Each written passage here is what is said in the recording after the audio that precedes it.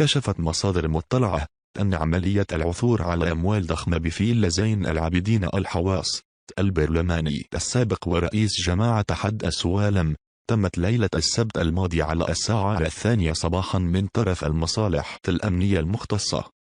وجاءت هذه العملية بعد حلول المصالح الأمنية ليلة السبت الماضي على الساعة 2 ليلا بالفيلا المتواجدة بمنطقة طماريس التابعة ترابيا لجماعة دار بو عزة، حيث أمرت الشرطة زوجة البرلماني بفتح الخزانات المالية الخاصة بزوجها.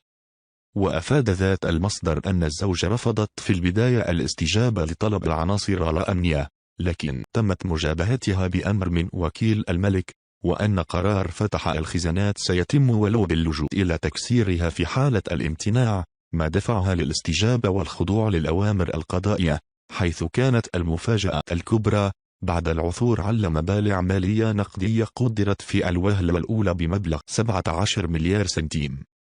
وحسب ذات المصدر فالمبلغ الخيالي تم حجزه من طرف الجهات القضائية المعنية التي تباشر التحقيق مع الحواصي الذي أحيل على سجن عكاشة بعد اعتقاله الثلاثاء الماضي، حيث يتابع بشكايات بلغت 200 أغلبها لمنعشين عقاريين ومقاولين من أجل إضافته إلى بقية التهم كملفات اختلاس المال العام والتزوير والرشاوي.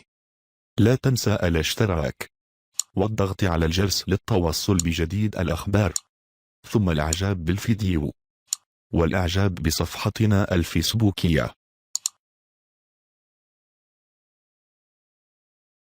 في قناتنا ستتواصل بآخر الأخبار وبطريقة مميزة يسهل عليك استيعابها.